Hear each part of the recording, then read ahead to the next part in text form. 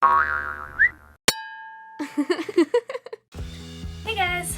As promised, I'm going to talk about Nagasaki for this video. Nagasaki was a trip that was planned by the program at APU. So just a weekend trip to Nagasaki. We got up about 7 o'clock on Saturday morning, got on a bus and headed out. And it took about 4 hours to get there, which was kind of a long time. But it was really nice because the driver would stop like every hour or so and let us stretch or go into a convenience store and get a snack or something. And we had a tour guide with us the whole time who was explaining the history of Nagasaki and some of the other places that we were going to be visiting while we were there. So that was really cool. The roads in Japan are really windy and mountainous, so it was kind of like being on a roller coaster for 4 hours, which was a lot of fun for me. The first thing we did when we got there was we stopped for lunch because it was about 11:30 noon when we finally got there. And they took us to a really nice Japanese style restaurant that served chompan noodles. And I guess chompan noodles, from what we were told, was something that travelers from China came up with when they were there because the Japanese style noodles just didn't fill them up. So they basically just added a ton of vegetables to a Japanese dish and it helped, and there was a lot of food. I don't think any of us actually finished our food because it was so much and it was so filling, but it was delicious. And then after lunch we got back on the bus and we went to Shimabara Castle. Now I really don't remember much about what was said about the castle, but it was beautiful. And first we walked around the grounds outside a little bit. We thought the castle was under construction, which was kind of disappointing, but they had a beautiful garden there and all kinds of really cool statues, so we had some fun with those. And then when we go in, you can dress up if you want, like ninja or samurai, so of course we participated in that, and that was really cool. And then basically inside Shimabara Castle was like a museum. There were a couple of areas that were closed off because of the construction, and unfortunately we weren't allowed to take pictures inside, but it was basically a bunch of art, swords, outfits, displays, and it was a lot of fun to look at and walk through. And then at the very top of the castle, basically like the rooftop, you could get a view of the entire city, and that was really cool. You could see so far up there. And then they had directions on top so you could see which way you were looking, east, west, south, north. Yeah, that was really cool. It was a little disappointing that we couldn't see everything because of the construction, but it was still a really fun place to go to. And while I was there, I had to pick up a little present at the gift shop. This was a very expensive fan, but it's from Shimabara Castle, so worth it. And after that, we took a short walk to the traditional samurai houses. And we got to walk inside and see how samurai lived back in the day. And they had a lot of stuff set up to look traditional, and they had some displays up of, mannequins and people, so you could kind of see how they lived. And we came across this little garden while we were there with a bunch of koi fish in a pond, and the koi were really friendly and we got to pet them. So that was an experience. I had never petted a fish before, so that was new. And after that we got back on the bus and we went to Mountains Inn, which is a national park. There is a lot of history to Mountains Inn, which I won't explain in this video because that would take a really long time. But we got to walk through the park, and it's a natural sulfur spring, so it smelled really bad. But it was beautiful if you ignored the smell. What was cool is that all the cobblestones and things that were used to make the pathways through were all worn and yellowed from all the sulfur. So I thought that was really interesting. And we didn't stay there for too long because none of us could stand the stench. So after that we went into I guess, a little town district. I'm not quite sure. And we kind of wandered around, we visited a shrine, and then we got back on the bus again, and we went to a mall in Nagasaki where we were to have dinner. And this dinner was supposed to be an American-style buffet. Now, I come from the Midwest, which is like the corn capital of the United States. And even here we don't put corn on pizza. But they had that there, and it was actually really good. So while we were at the buffet eating our dinner, I noticed I was being watched through like a window by some middle schoolers, I think they were. And my friend kind of nudged me and she was like, "You have some fans." And every time I looked over at them, they, giggled and looked away and got all embarrassed, and it was really cute. And my Japanese skills at this point weren't good at all. This was maybe 2 weeks into the program, so I was really just beginning to learn. So I asked my friend, who was very advanced in Japanese, to come with me and maybe help me talk to them a little bit since they seemed so interested. So of course, as soon as I walked up, they all started squealing and getting really excited.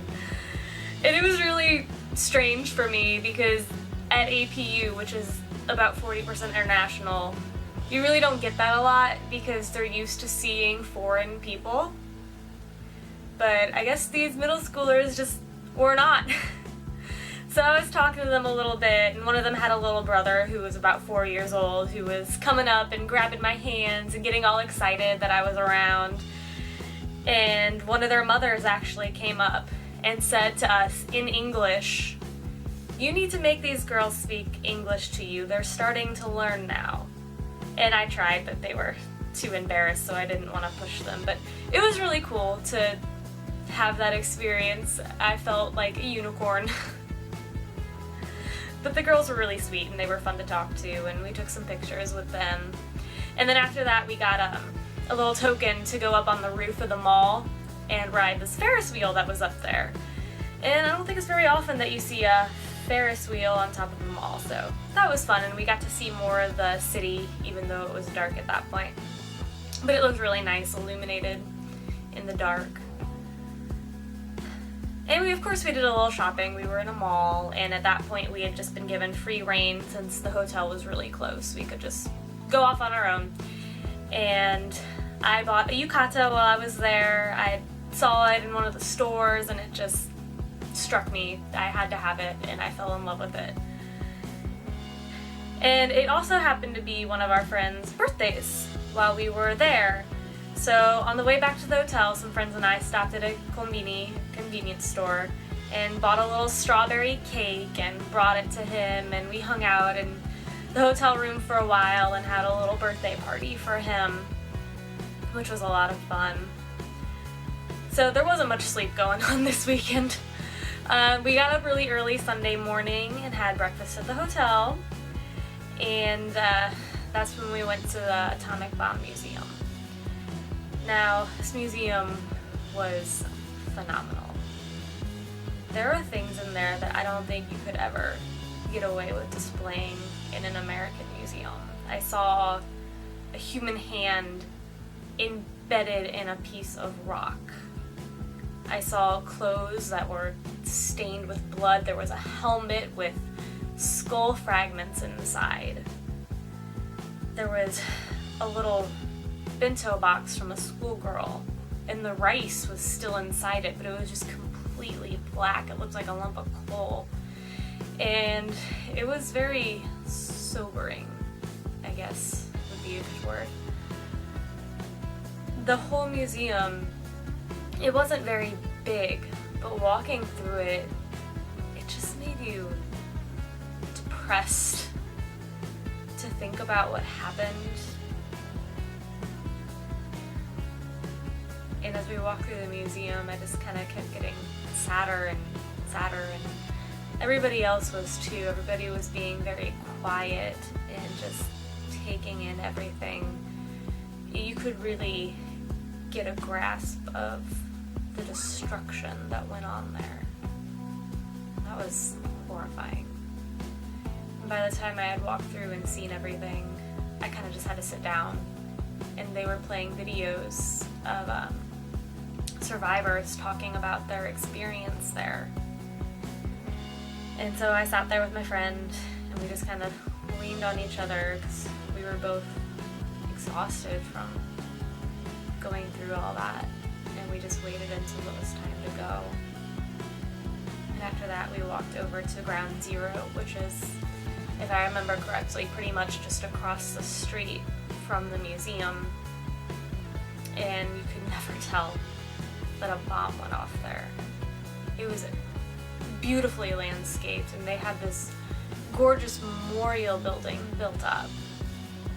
And we stayed there for a few minutes. There really wasn't too much to see there since it was basically just a memorial. And then we went over to the Peace Park, which was very close. And in the Peace Park, there was a poem that a girl had written after everything happened about wanting water. And they had etched that into a stone and placed it by this fountain that shot up in the image of a dove, which was really cool. And as we walked through, there were statues and pieces of art all throughout the park that had been given to Japan from countries all over the world after the bombing. And one of the statues was even from the United States. And also there was a man who had been in the blast, and he told us his story. This is a translation that was given to us, so I'm not 100% sure how accurate it is, but he told us that he was working in a factory very close to where the bomb was dropped, and he was fortunate enough to be standing behind a very big concrete pillar when that happened. So he was not injured badly, but everyone else around him was. He said once they all began to comprehend what had happened and the dust had cleared, he looked around and all of his friends were on the ground and they were all asking for water. So he went off and he found some water, and when he came back they had all died. So he said now he comes to the Peace Park and he gives out water to everybody. And that we took a picture with him, and you could see on our faces none of us were really smiling. We all had a hard time after hearing that. So it was a great trip, and we learned a lot, but it was also saddening just to learn about all of that. And afterwards we visited a place called Dejima, which was I guess a Dutch trading post. By this point I had honestly just kind of stopped listening. We hung out there for a little while and walked around, and I just sat in a cafe there with a friend of mine, drinking coffee and eating castella cake, which is delicious, by the way. It's like a pound cake. Until it was time to go. And then we went to another mall for lunch, and they said we had about 45 minutes to shop, so a friend and I went nuts because we absolutely love shopping, and I can't even begin to tell you how many things I bought while I was there. So we grabbed a bunch of stuff and went speed shopping, and then we got on the bus and headed home. And it was really fun. It was a great trip, and I think about it all the time because I really want to go back, and we will go back. Austin and I have Nagasaki on our list of places to go. Shimabara Castle and Mount Unzen are a little far from where Nagasaki actually is, so I don't think we'll be going back there. But we will be going to the museum, the Peace Park, Ground Zero, and hopefully we'll be bringing you guys along. So, see you next time. Bye!